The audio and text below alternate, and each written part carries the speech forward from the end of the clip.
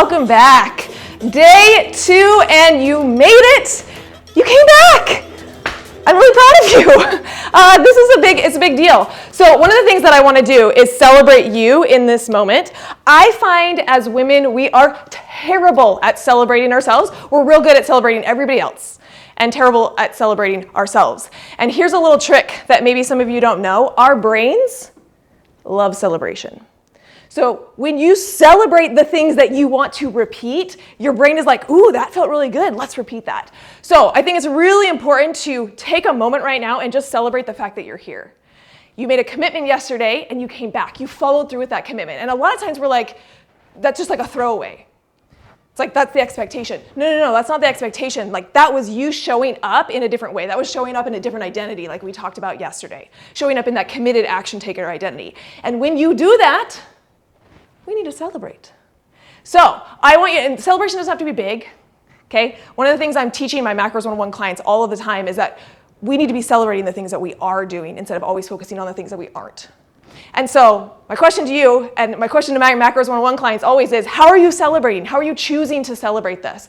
Now, don't get in your head about this. It doesn't have to be big. Even just saying, I'm amazing. I showed up today.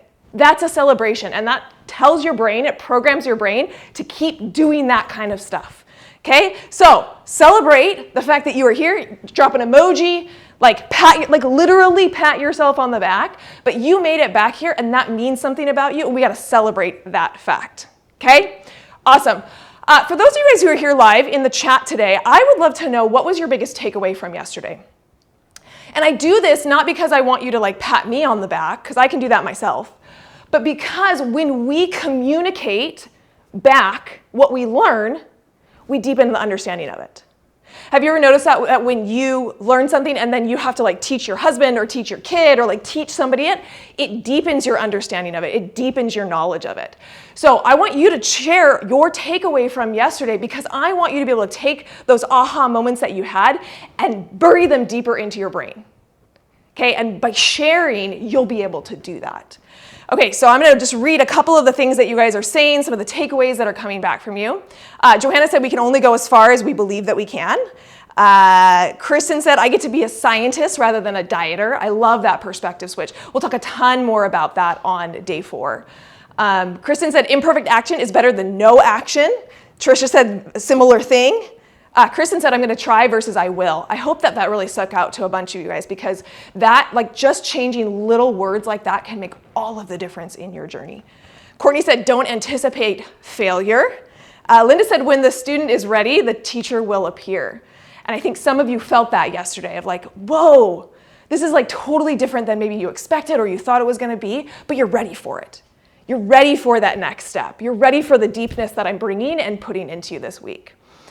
Your success is inevitable, said Rebecca. Megan said that just because something works for a certain person doesn't mean it will work for me. And I hope you feel a lot of freedom from that, Megan. We can separate ourselves from just because it worked for somebody else doesn't mean it's for me. And I gotta figure out what's gonna work for me. And that's where we'll start to talk about that identity of the scientist as we move throughout the week. Awesome, okay. You guys are amazing. I'm so glad that you're back here. Today is maybe one of my favorite days. I mean, I love all of the days, but this day is my favorite because I'm gonna present something to you that many of you may already be like, yeah, Amber, I already know that. But remember what I challenged you yesterday to come with an empty cup and to pour out that, I already know that. Don't filter today through like, I've already heard this. In fact, someone yesterday was like, are you just gonna teach about SMART goals? Okay, but that's the filter of like, I already know this. And yeah, you're gonna notice a little bit of SMART goals going on today, but we're gonna take it way further. And if you come and you receive with an open cup, you're gonna walk away today with a ton of clarity and an understanding of maybe why you've struggled in the past reaching your goals. Okay, so I'm gonna be taking you through a very powerful exercise that I take my Macros 101 clients through. And by the end of the time that we're spending here together, you are gonna have with much more clarity an idea of where you're going to go and the next step that you can take to get there. And the cool thing about this is it's not gonna be cookie cutter. It's not gonna be like, everybody take this next step, because we already elicited yesterday that doesn't work. So instead, we're gonna customize this to you. You're gonna customize this to you, and you're gonna see how this process is going to work. Okay, as I was interacting with some of you guys on the Facebook group yesterday, this comment came up, and I was like, oh my gosh, we got to talk about this comment, because I am guessing that a lot of you guys who are listening have felt the same way as this person. She said, I feel like I am spinning my wheels with no results to show for it. Now, a little like a metaphorical raise of your hand, or you can drop it in the chat if you've ever felt that way. I feel like I'm spinning my wheels, doing all the things, with little to no results to show for it. Okay, and a lot of you are commenting in the chat that like you felt this way. And I think it's so important to talk about this, because first of all, it's very common. But second of all, when this happens to us, and I say when because it will happen to you, it happens to all of us. When this happens to you, a lot of times we reach for the wrong tools. And just like when you're building something, the right tools make all the difference. So if you're reaching for the wrong tools and trying to use them, no wonder you feel like you're spinning your wheels. Okay, so when you feel this way, and some of you feel this way today, but when you feel this way, what is not the solution? What are those wrong tools that so often we're reaching for? Here are some of the wrong tools that a lot of you have tried in the past, and you can affirm that they don't really work. Tool number 1, trying harder. How many of you guys have started Monday and you're like, this week it's gonna be different? I promise it's gonna be different. And if I asked you, why is it gonna be different? Your answer would be, I'm just gonna try harder. I'm just gonna do it this week, Amber. Okay, so your solution is like, just try harder. Doesn't really work. I can tell you that because I've tried it. Next solution is exerting more effort. It's like, I'm gonna work harder, I'm gonna do better, I'm gonna do more, I'm gonna track all of my food, I'm gonna do all of my workouts, right? More effort, because we have this idea that like more effort equals more results. But we learned yesterday with the logical levels that results aren't only about effort, they aren't only about behavior. Remember those levels above, it was about skills, it was about beliefs, it was about identity. So more efforting isn't a tool that works. More willpower. A lot of people go to more willpower. I just need to buckle down, Amber. I just need to have more willpower. I just need to do it.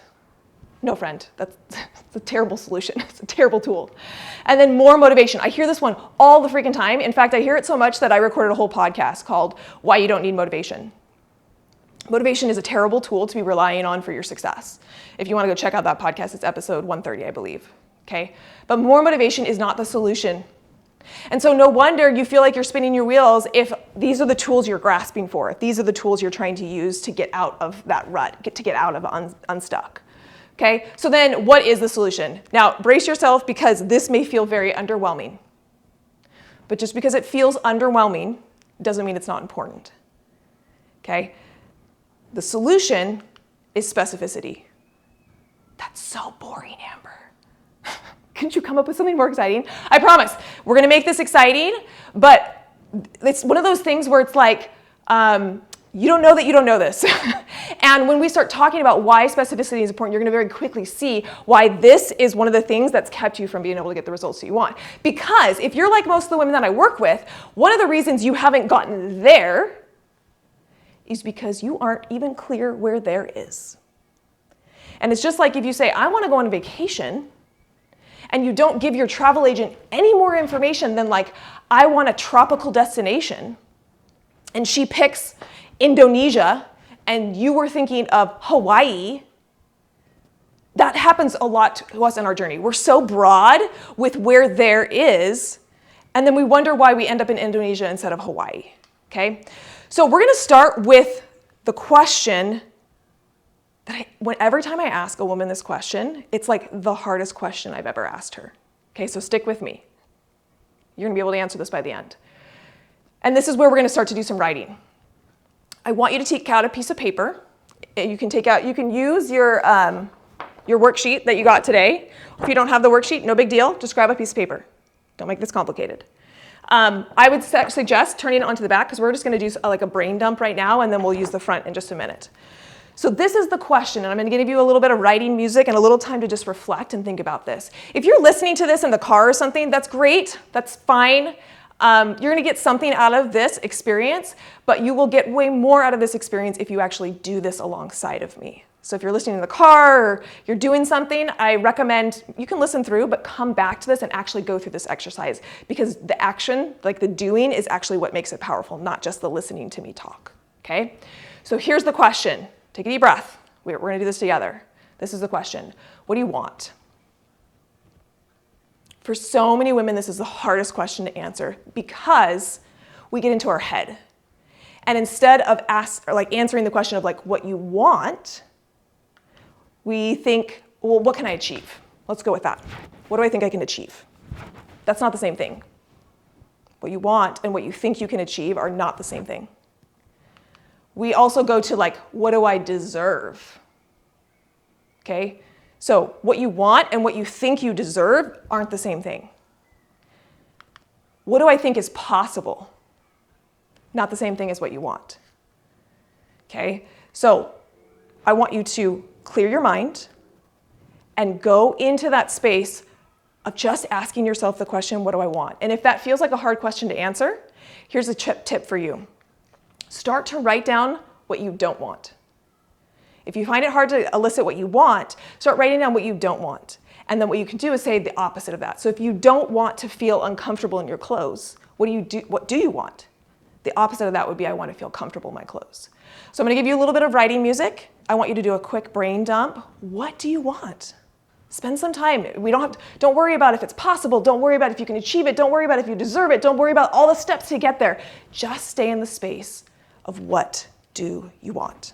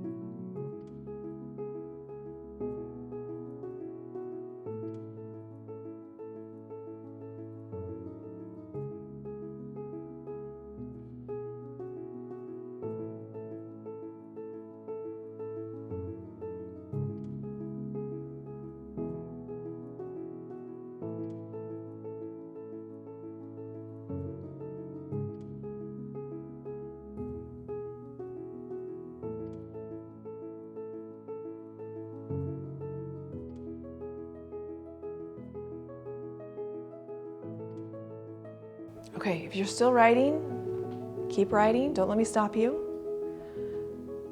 What was that experience like for you? On a scale of 0 to 10, how hard of an exercise was that for you? For some of you, maybe like, that was easy. I totally knew it. Totally knew what I wanted. And for some of you, you're like, oh my gosh, I've never asked myself that question. I've always played around in the realm of what's possible for me? What do I deserve? What can I accomplish?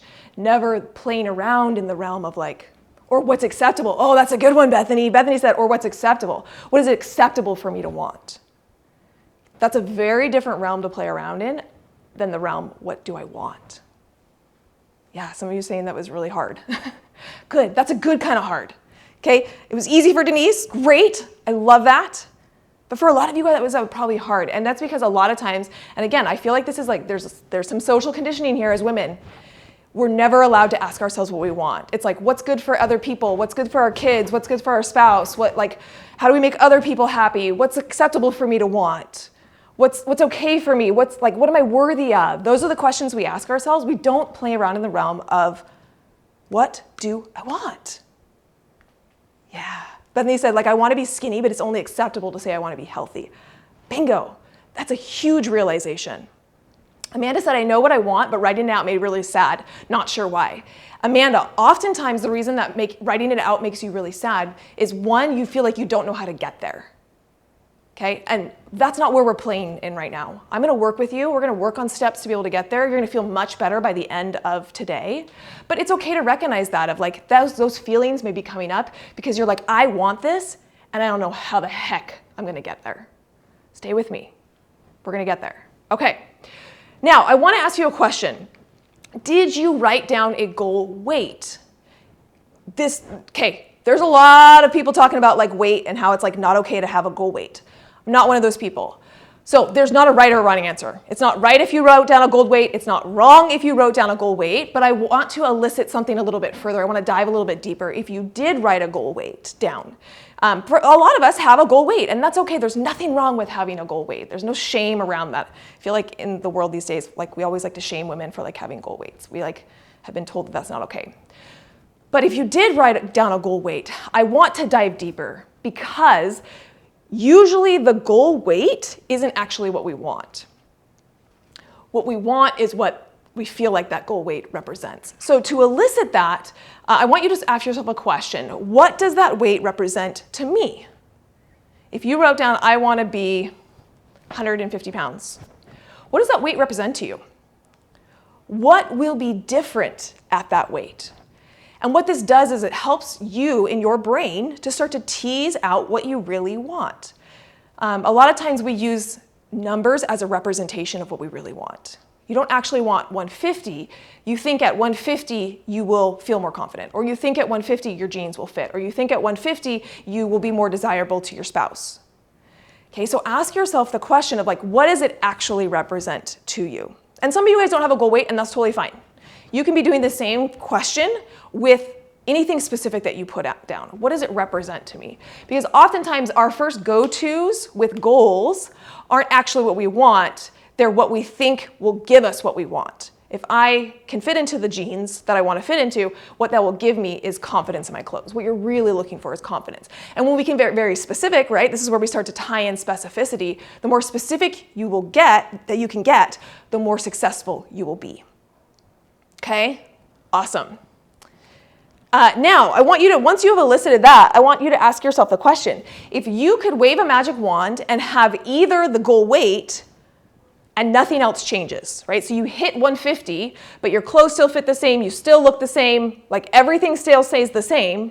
Would you rather have that, or would you rather stay the same weight, but have all the things the weight represents to you change? So if you feel like at 150, I'll be able to fit into my clothes, I'll feel more confident, I'll be more sexy to my spouse, and you could stay the same weight as you are right now and have all those things. You could fit into the jeans, you could be more confident, you could be more sexy to your spouse. Which would you pick? Now, I'm not saying that you have to pick either or. What I'm helping you to start to realize is that when we use a number, often we don't want the number. What we want is what the number represents to us. And again, the more specific we can be on what you want and recognize, I don't actually, like, it's not the number that I want, it's what I feel like the number will give me. Now we're getting somewhere. Now we can focus on where you actually want to go. What you actually want is confidence. What you actually want is to feel sexy to your spouse. What you actually want is the feeling that you think that'll create. And that's powerful to just understand that, okay? Okay, so now you've written down a bunch of things of what you want.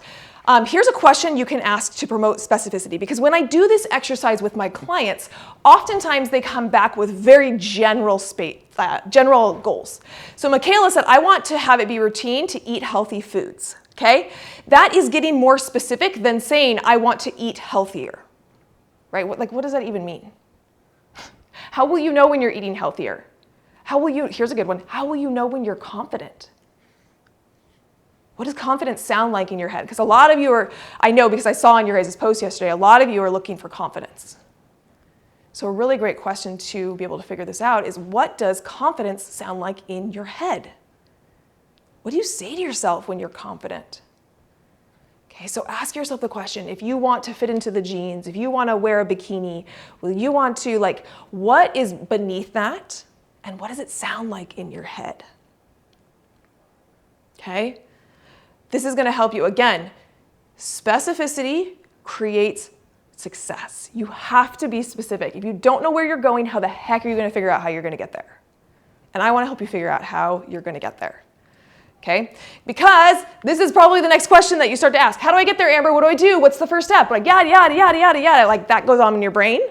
And we're going to get there. But we're playing around in this space of, like, let's get really specific on what you want. And then we can reverse engineer the process to be able to get there. Okay, Allie said she wants to stop self-sabotaging, wants to feel lean and fit. Jessica said she wants to feel confident, not questioning or second guessing. Nicole wants to look in the mirror and say, damn, I look good.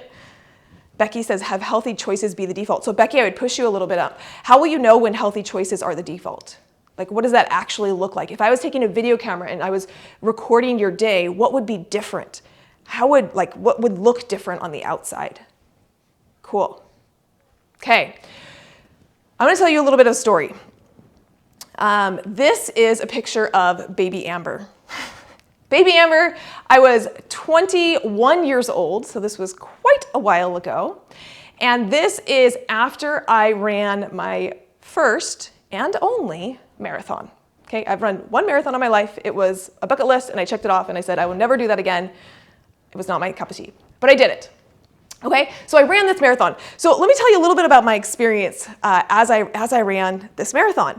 I trained a bunch before this, right? I ran your 16 miler and your 17 miler and your 20 miler, and I prepared to be able to run this race. And I remember as I started the race, I was feeling really good, as we often are when we start our fitness journey. We're all excited, we're all motivated, the crowd's around us, like the energy is up, and we're like, yeah, let's do this. Okay, and I started running. And, a couple miles passed and I'm feeling good. And I remember about mile 10, I was like, okay, I've been running for a while. There's not very many crowds around anymore, not very many people around me. This is not nearly as exciting as I thought it was going to be. It's not nearly as exciting as when I started this race. And I remember doing the math in my head. If you don't know, a marathon is 26.2 miles. I was at mile 10. So I'm doing the math in my head and I'm like, oh my gosh, I have 16.2 more miles to go. That feels like an eternity. I've only run 10 miles and I have 16 more to go. I was having this little moment of crisis in my head of thinking, how the heck am I gonna actually finish this stupid race? And so what did I do? Well, right around that time, I was running past a mile marker. If you've ever ran a race, you know that they often have mile markers, right? So I was running right past mile marker 10. And I looked and I said, okay, I've run 10 miles. And I was like, stop doing the math, Amber. Stop subtracting how many more miles you have to run and just focus on getting to freaking mile marker number 11. And so that was my goal. It was okay, stop thinking about the 16 miles you have to run. Think about just making it to the next mile marker. And that's what I did. And I got to the next mile marker, and I remember we talked about celebration at the beginning of this? So I celebrated. I was like, duh, you're so amazing, Amber. Look at you, you ran 11 miles. Go, Amber, you're amazing, right? So I pumped myself up, and I was like, okay, I did it. I ran that mile, killed it. Let's do the next one. So now my goal became running to mile 12. And I made it to mile marker 12, and I was like, yes, you're amazing. And I stopped doing math, okay? This was my biggest takeaway from this experience. Don't do the math of how much further you have to do, how much further you have to go. I stopped doing the math, and instead I just focused on the next mile marker, the next mile marker, the next mile marker. So I want you to ask yourself the question, what would happen if instead of always focusing on that finished physique, the level 10 of whatever it is that you want to achieve, you focused on just the next mile marker? How do you think that would impact your journey? How do you think that would change how you show up, how you go through the process? I'll tell you how it changed my perspective. I stopped focusing on how much further I had to go, and I just focused on what was in front of me over and over and over again. And guess what? I finished. Now, funny part of the story, my goal was to run the marathon in under 4 hours and 30 minutes. I got 4 hours and 30 minutes and 29 seconds. And I was like, I don't care. I made it. I'm never doing that again. I finished it. Okay? But that's how it impacted my journey. But I want you to think about how would it impact your journey? Melissa said that it makes it less overwhelming. Some of you guys are giving me the mind blown emoji. Ingrid says less anxiety and darn pressure. Yeah, we put so much pressure on ourselves. Okay? I love this image. I don't know who to give credit to, but I love it because we do this so much in our journey. And I would say, if you can't see it, if you're just listening to my voice, This is an image where there's two ladders, one's on the left and one's on the right, and the one on the left has little rungs, and the person is like all the way at the top of the ladder because they've just climbed all these little rungs. And the person on the right, the rungs are spaced way further apart, and the person can't not even reach the first rung. And I want you to think about how often you do this in your journey, where you set the bar so high that you can't even take the first step. That all you're focusing on is a goal that's so far outside of your comfort zone that you can't even take the first step, and you're left here feeling like a failure because you can't even get on the first rung.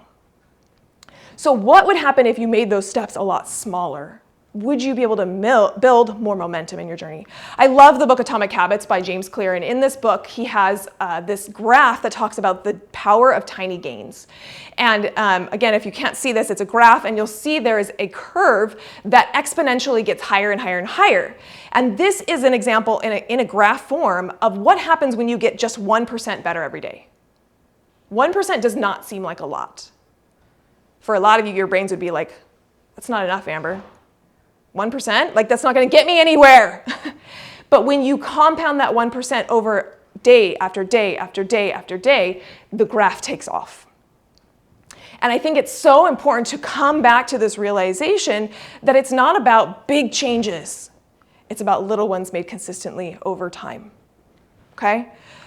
I've seen over and over and over and over again, as I've coached women throughout the years, the women who are unsuccessful are not the women who don't make progress.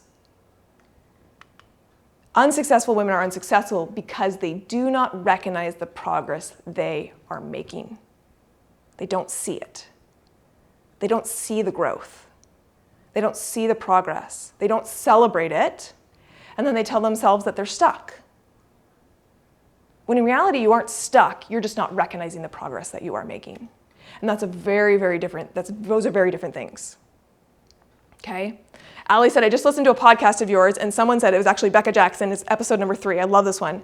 She said, Becca Jackson, Becca lost 50 pounds. And one of my favorite things she ever said in that episode was, I didn't lose 50 pounds, I lost 1 pound 50 times. And what a great example of setting those mile markers and recognizing the progress that you're making. Because what a lot of us do is I'll celebrate when I get to the 50 pounds. Dude, if you're not going to celebrate yourself until you get to the 50 pounds, you're never going to make it to the 50 pounds. So what if we create mile markers and we celebrated every step of the journey? Would you make more progress in your journey? Okay? All right, we're going to take a quick detour. We're going to bring in one of our Macros 101 alumni and share her story with her. Tiffany Peterson has an amazing story. She's lost a lot of weight. You'll be able to hear her story, but that's not really what I want you to pay attention to. She drops so many tips and shifts that she made in her journey that made all the difference. And that is what I want you to listen to and listen for. What can you take from Tiffany's journey that is meant for you, right? When the student is ready, the teacher will appear. What can you take from Tiffany's journey and apply to your journey? So let's play it. My name is Tiffany Peterson, and before Macros 101, I felt like my body was broken and that I was constantly fighting my body. I've been trying to lose weight since I was 11 years old, but especially the last 10 years since I started having babies. I felt like I was doing all the right things, but my clothes size and the weight and the scale weight just kept moving up. I didn't like looking pictures of myself. I tried to avoid being in pictures. But since doing Macros 101, I find myself often asking my husband to take my picture with the kids so that they can remember that I was actually there and part of their lives. And I like the pictures. We just got back from a family vacation and I was looking through the pictures and I was proud of myself and I wasn't ashamed of my pictures. So that was a huge win for me. Before Macros 101, I was terrified of food. I thought that everything I ate would instantly turn into fat. I'm not scared of food anymore, and I've told my husband that. I eat more food than I ever have in my life, and I've lost 51 pounds. I'm currently in a maintenance phase and really enjoying that. I joined Macros 101 during the 3rd trimester of my 5th pregnancy. I'd heard so many testimonials about how the mind shift changes of Macros 101 is what truly had helped women, and they were right. This was the perfect time for me to join because I had to work on my mind shift before I could start to lose weight and see the physical transformations. I've never been a runner, but I always wanted to be. And I am married to a runner husband. And so 6 months ago, we did a indoor triathlon, just a mini one together. And it was so much fun. Afterwards, I set a goal to complete an Ironman in 2023. And I'm so grateful for the person that I've become because of setting that goal. A couple weekends ago, I completed my first real outdoor race, and I did a 10K, and I beat my previous training time by 7 minutes. So I was really proud of myself. And I know that that will help me as my first step towards working toward a half Ironman, because the running is what scares me the most. But I know I can do it because I believe in myself, and I know I can accomplish difficult things.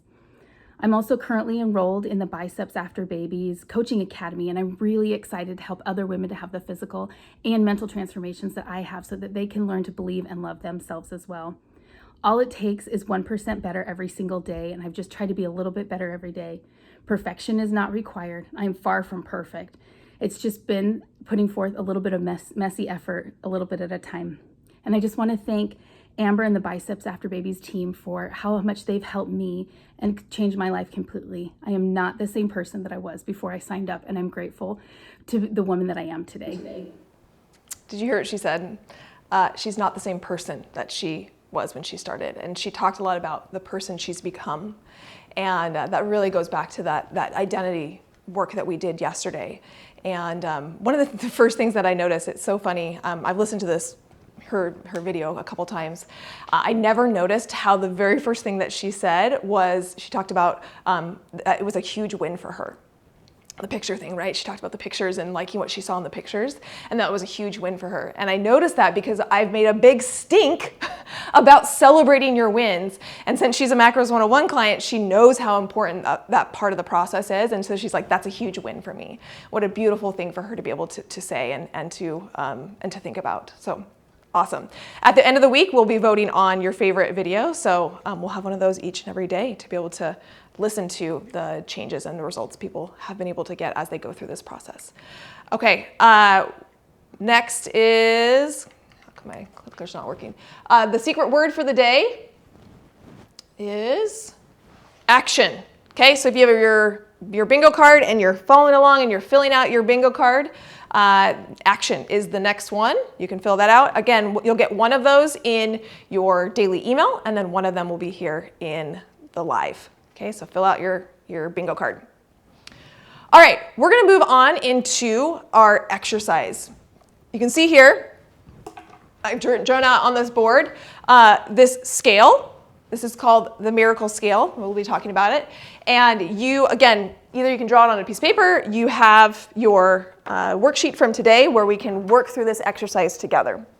So the first thing that we're going to do is we're going to take those things. Remember, you just wrote down all the things that you want.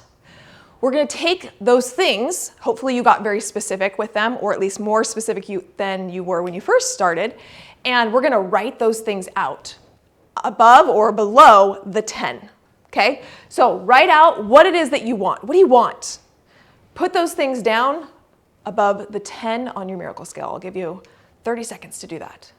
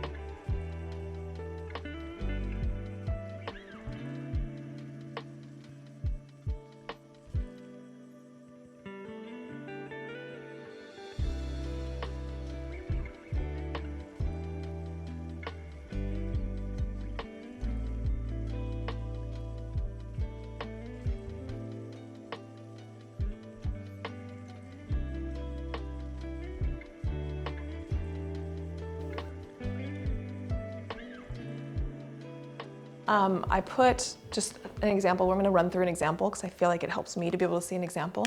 And we also, I'll put it on the slide as well so that you can see that I've heard women say, right? I want to fit into my jeans. I want to feel comfortable getting dressed. I want to see muscle when I lift. I want to weigh 140 pounds, right? We don't have to like get rid of that scale number altogether, but I would love it if it's not the only thing that is listed under your number 10. If we've asked that question, like what does that actually represent to you? And we've pulled more of that out for your number 10. Now, next step of the exercise is we are going to go to the very other side of the miracle scale, to the 0. If this is your 10, we are now going to write down what is your 0. Now, before you do this, when I run this exercise, a lot of times people will say things like, okay, if my 10 is I want to fit into my jeans, my 0 is that I don't fit into my jeans. That's not actually right. That's not actually true.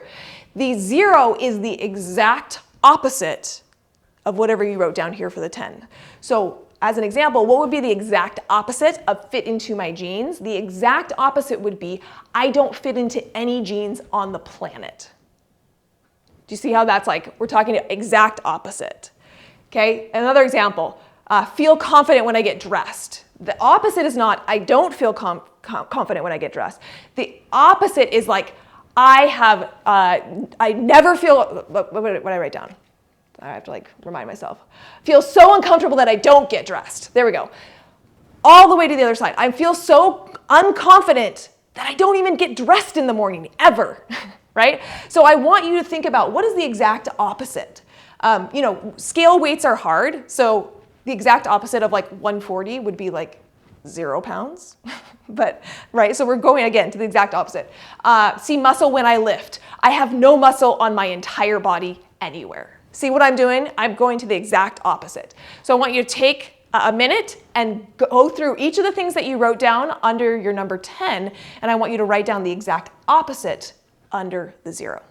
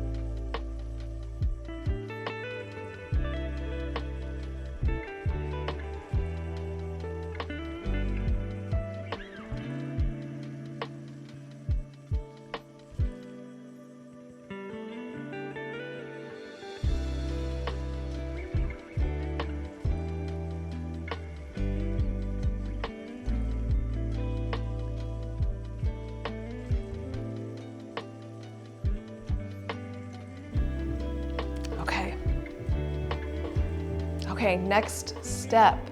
Oh, I forgot to write it down. I should have been working while you guys were working. But at this point, you should have your 10 on your scale written and your 0 on your scale written. The next step is to identify where you are in this continuum, right? So it's like a race. Like this is the start of your marathon. This is the finish line of your marathon. And where are you at? What mile marker are you at on your marathon? Now, oftentimes when I do this, women are like, oh, I'm at a 0. But I want you to really think about that. Are you actually at a 0, right? That extreme opposite of I don't fit into any jeans in the entire world. Is that really true? Or I don't ever get dressed in the morning because that's how unconfident I feel. Is that really true? For most of you, you're not actually at a 0. Now maybe you're at a 1 or maybe you're at a 2, that's totally fine. But I would venture to say that most people listening are not at a 0. You wouldn't be here if you were at a 0. Okay, so that's the question I want you to ask yourself. Looking at this continuum, and there's no right or wrong answer to this. This is not about getting right or wrong. This is just about like what comes up for you. If you're looking at this and just kind of eyeballing it, where would you put yourself? And mark that on your scale. Again, there's no right or wrong. Don't overthink this. Okay, and when you get that number, put it in the chat. Let's get some like feedback of where you guys are at on your personal miracle scale. Again, this is customized to you. This is no cookie cutter stuff. This is like figuring out where you are at on your miracle scale. So Debbie is at a 6, Joni's at a 6.5. Kim said, I'm attending this workshop, so I'm not at a 0. Accurate. Amanda's at a 4, Hannah's at a 6, Denise is at a 1, Sherry's at a 4. Good, I'm seeing some 6s, 7s, 4.5. I always love like my half type people. It's like we can't commit to either one, so we go somewhere in the middle. I'm right there with you. Okay, awesome. Here's what I want you to notice. And this is really important. You are not at the starting line. You're not at the starting line. You are not starting over. Language, my friends, is so important. Language, language, language. It kills me when I hear women saying, oh, I'm starting over. How defeating is that? I'm telling you, if somebody came to me as I was running my marathon on like mile 13 and was like, sorry, Amber, you slowed down your pace, so you got to go back to the beginning and you got to start over, I would have punched them in the face because that is defeating. Language is so important. You are not starting over, my friend. You've made some progress. Yeah, well, maybe you have more to go. Yeah, maybe you're not at your 10. I get that. But it's so important to recognize you are not at the starting line. You're not starting over. So cut that kind of language out because it's defeating and it doesn't help you to make any progress. Okay? All right, next step is asking yourself, we're going to ask ourselves on either side of this, why didn't you give yourself a lower number on the scale? So if I marked a 6, I would be asking myself the question, why didn't I give myself a 5? And this is helping you to recognize all the things that you have done, all the momentum you have created, all the progress you have made in the past. And then we can ask ourselves the same question on the other side. Why didn't I give myself a 6? Or a 7, sorry, in my case. Why didn't I give myself a 7? And that's going to help you to figure out what's the gap. Like, what are we lacking right now? Oh, Linda said, I read somewhere that we don't start over, we start again with experience. I like that. Yeah, you've gained a lot of experience and knowledge. I was chatting with one of you guys in the Facebook group yesterday who said that she had lost 80 pounds and she'd regained some of it back, and it was, feeling really frustrating to her. And it was so interesting because she talked about that experience and, why it didn't work and all these things. And I asked her the question. I said, well, what did you, it sounds like a really valuable experience. What are 3 lessons that you learned from that experience? And she pulled out 3 incredibly important lessons that she learned. And it helped her to see that she was bringing those lessons with her, that experience of like regaining the weight wasn't a failure. It wasn't like a throwaway. It wasn't a detour. It was actually something that she needed to learn and bring with her into this next experience. Okay, so you're not starting over. You're not starting at 0. We're moving forward on your journey. Okay, we're going to get to this question. How do I determine my next step? I don't know what my ladder looks like. I got you. Don't you worry. We are not done with the exercise. Okay. Next thing that I want you to ask yourself is, don't go to the slide yet, Michael. Is what, and this is where we get to put on like our creativity hat. I know that some of you are like, I don't know what the next step is. Okay, let's stay in the creativity. If you did know what your next step is, what could it be? What could be that next step on your miracle scale? Where do you feel like you have a little bit of a deficiency? What could it be that you could work on that would move you forward towards your goals? That's what you're looking for. That's what you're trying to elicit. What could I work on next that would move me to the next mile marker on my miracle scale?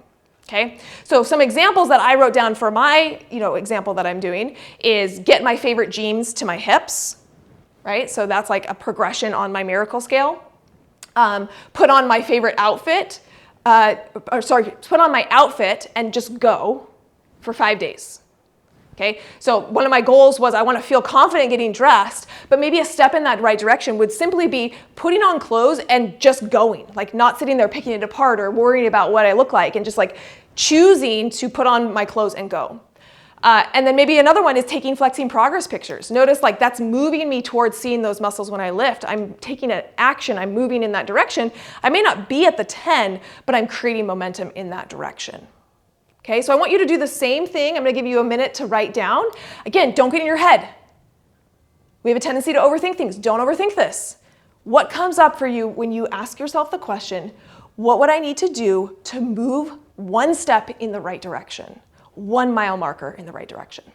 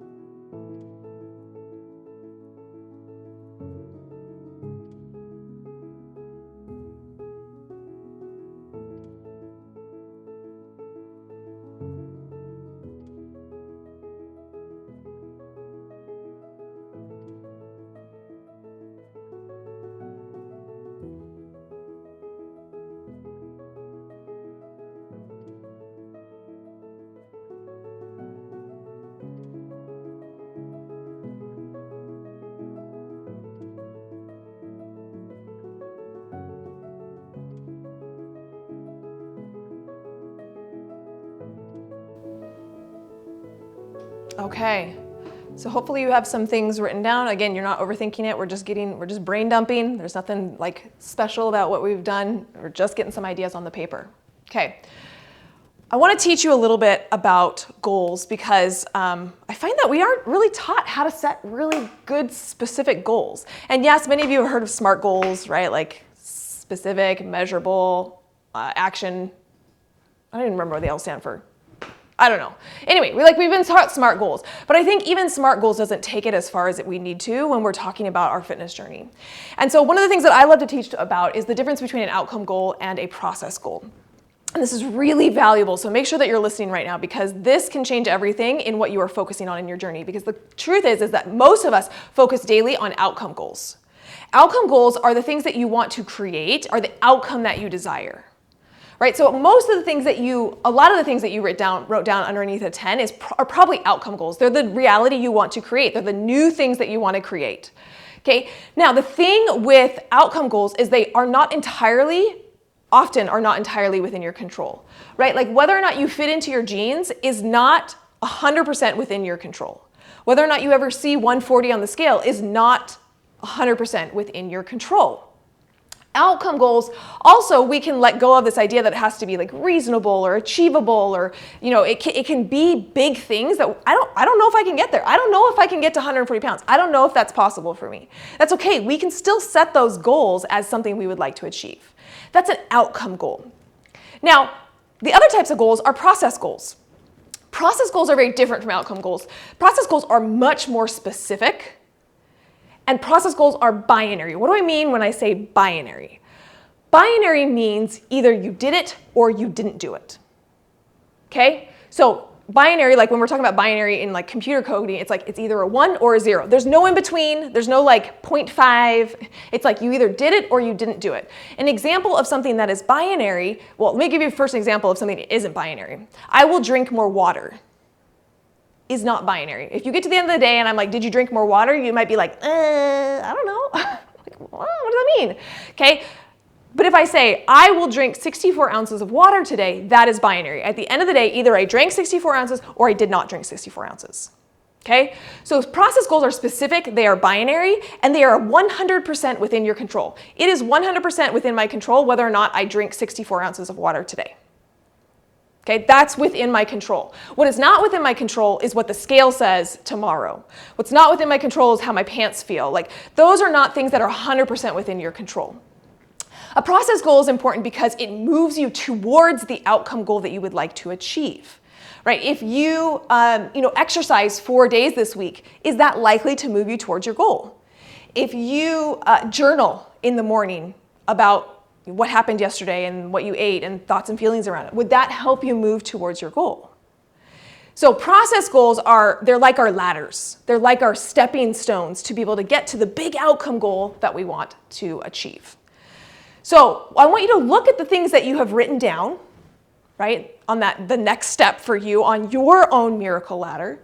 And I want you to ask yourself the question, are these process goals or are these outcome goals? Now, it's okay to have both. But I want you to get specific. Is this an outcome goal? Is this a process goal? So in my example, the 3 things that I had listed were get my favorite jeans to my hips, put on my outfit and then just go for 5 days, and then take flexing progress pictures. And I've noted on the side that the first one is an outcome goal, right? It's not really within my control whether or not I get my jeans to my hips. That's okay, we can leave that goal there, but it's an outcome goal.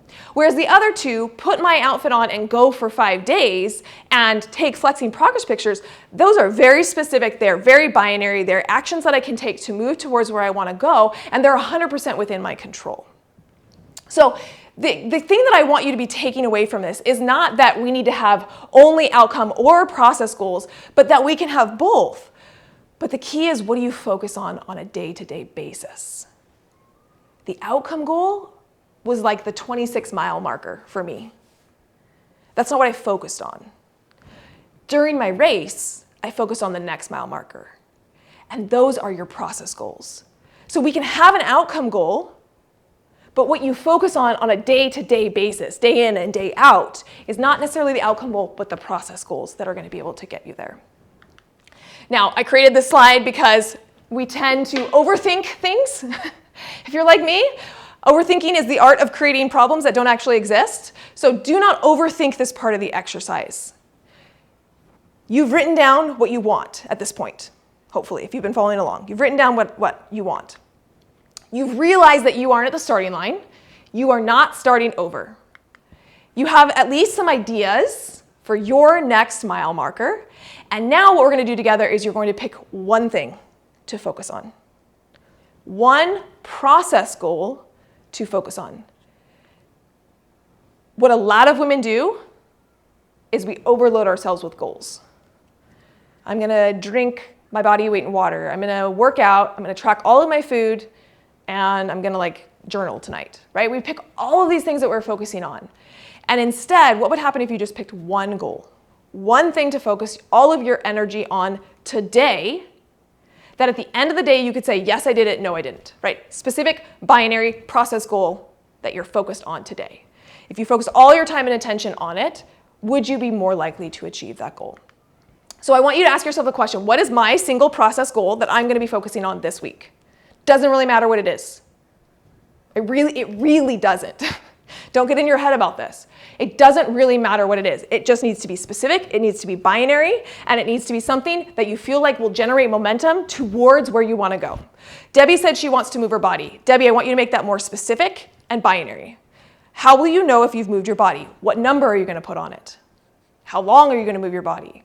The more specific you can be, the more successful you will be. Remember I said that at the very beginning and you were like, oh, that was a little lame. That was a lame answer. Specificity is what I need. What does that even mean? This is what I mean. If you say move your body, the more specific we can be, the more successful. I will go for a 20-minute walk 3 times this week. Boom, that's specific, and you're gonna be much more successful with that. Okay, so again, Alita said drinking water. How much? How much each day? Specific, binary. Great. Leah, this is great, Leah. Leah said no negative self-talk. If you put things in the negative, I want you to try and switch it to the positive. Negative goals aren't usually great goals. So an example of a negative goal is I will not talk bad to myself. I will not eat sweets after dinner. I will not, right? So it's like the negative. I want you to flip that to the positive. What will you do instead? So instead of I will not talk negative, you could say, I will say 3 affirmations to myself. When a negative thought pops into my head, I will, counteract it with 3 positive thoughts. That is action-oriented, not inaction-oriented. Olivia, track food, how often, how much? Binary, specific. Okay, Lynn says track consistently. What does consistently mean?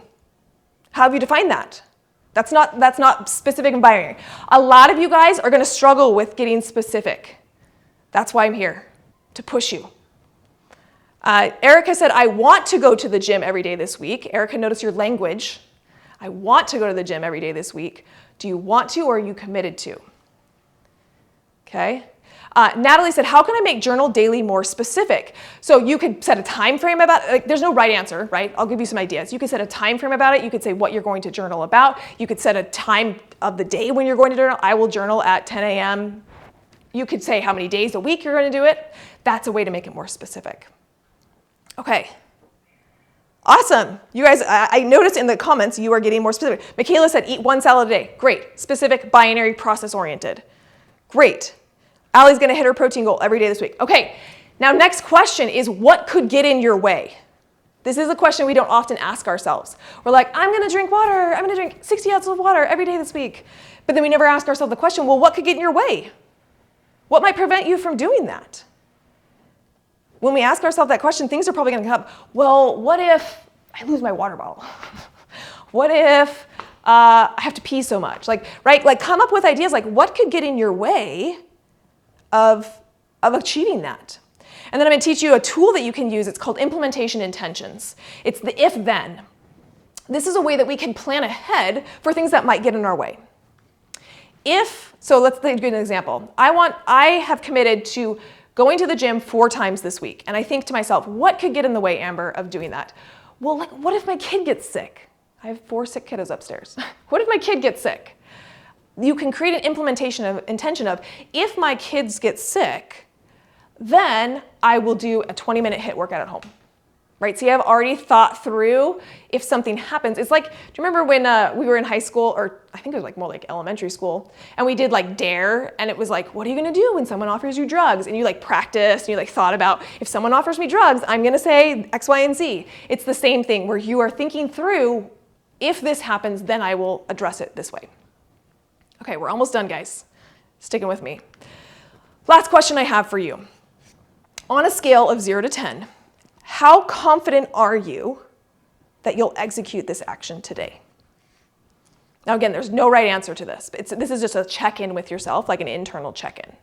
How confident are you that you will execute this action today?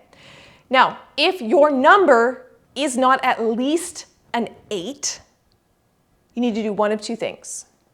You either need to create a new implementation intention. Like, why are you not confident you'll achieve it? And can you create a new implementation intention to address that concern that you maybe have? Or you need to change the process goal. Notice when I say, I'm gonna exercise for 60 minutes today, and I'm like, ooh, I'm not sure what's gonna happen. It's like a 6. Notice what happens when I say, okay, instead of I'm gonna exercise for 60 minutes today, I'm gonna exercise for 20 minutes. Now my confidence goes up. I'm like, yes, I can for sure do 20 minutes. So I want you to do a check-in with yourself. You need to be at least 8 out of 10 confident that you will execute this goal today. If you aren't, that's okay. Address your implementation intention or change the goal. Awesome. Okay, you guys made it. You made it to the end. At this point, you should have one focus for you. Right? It doesn't matter what anybody else's focus is. Your focus is on what is my goal today and how am I going to take action? How am I going to commit to it and follow through today? And I want you to notice that when you focus on one thing today, you make it specific and you make it binary. At the end of the day, I want you to notice how much more likely you were to actually achieve it. And if you take this exercise and you do it day after day after day, remember that 1% gain. Where could you be in a week, 2 weeks, 6 months from now if you did one thing a day and achieved it and took those baby steps to be able to get where you want to go? Now tomorrow is another one of my favorite days because I talk about, these baby steps and we're gonna get these mile markers, but there's stuff that gets in our way. I don't know about you, but just because I create a really great goal and I really desire it and I really want it to happen doesn't mean that I actually take the action. And a lot of times we get really down on ourselves thinking that's because we're just lame or we need more motivation or we need more willpower. But by this point, you already know that that's not the actual case. So we often self-sabotage. We say we want something and that our actions don't align with that thing that we say that we want. We're like, what's the deal? What's up? Self-sabotage gets in all of our way. And if you don't understand self-sabotage, you don't understand where it comes from, you don't understand how to shift yourself out of self-sabotage, you'll get stuck each and every time. That's why tomorrow I will be teaching about self-sabotage. You'll understand why you do it, where it comes from, and how we can start to shift ourselves out of self-sabotage. So I will see you back here for day 3, same time, same channel, and we'll be talking all about self-sabotage.